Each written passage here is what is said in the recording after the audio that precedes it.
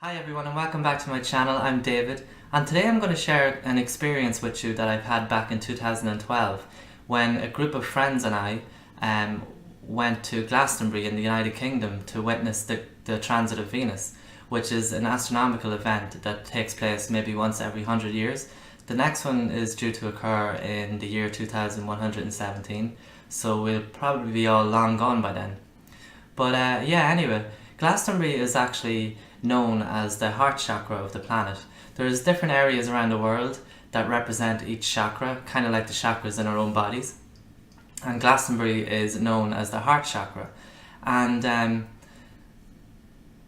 this is where two of the most powerful ley lines in the United Kingdom and in the world actually cross and intersect.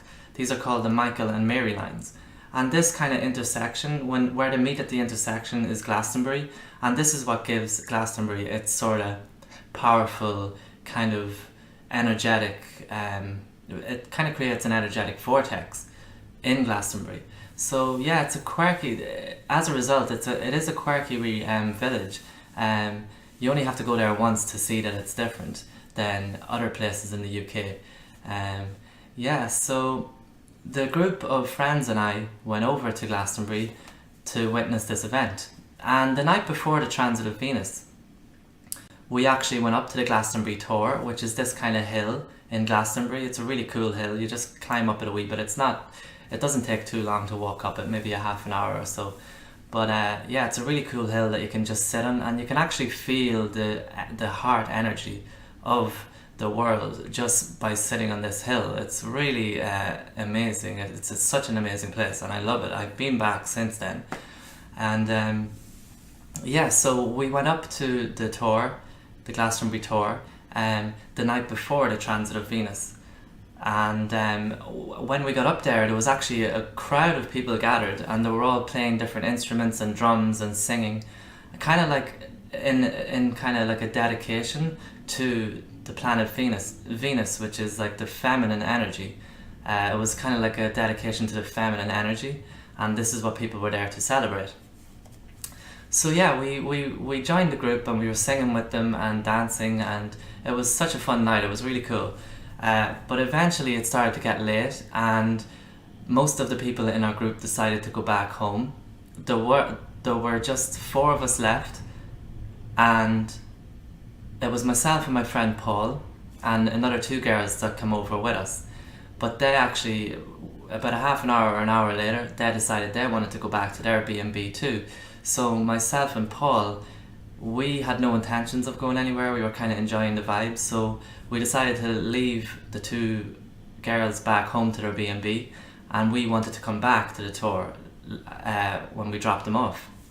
So yeah, myself and Paul made our way back to the tour, and as we got up to the Tor, we noticed that the crowds actually started to dissipate. And it started to dwindle off, and everyone kind of left the kind of ceremony that they were having, and they all went home. But basically it was just myself and Paul, and there were actually another two people that were left there.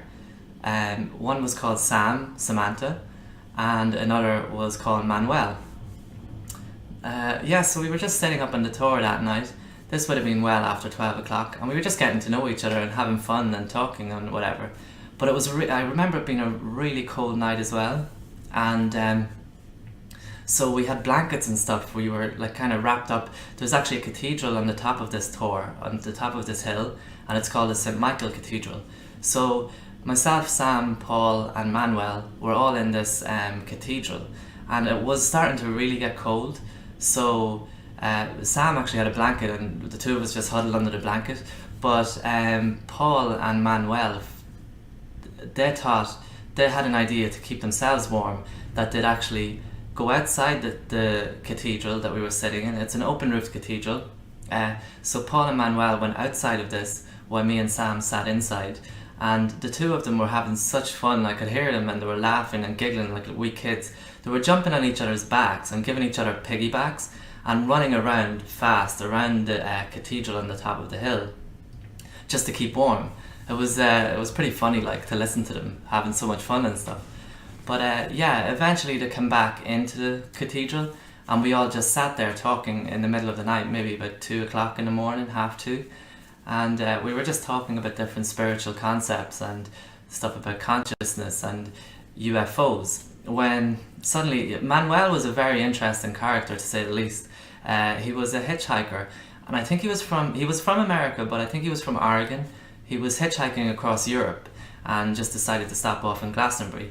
Now this guy, he never wore any shoes either. He preferred to be grounded and didn't wear any shoes or socks anywhere, no matter where he walked. So yeah, as we were talking about UFOs with Manuel and Sam, Manuel suddenly turned to us and asked us if we wanted to see one.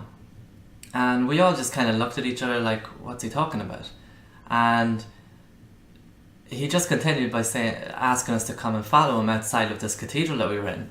So he walked outside and Paul followed him while me and Sam just sat in the cathedral, just kind of trying to stay warm.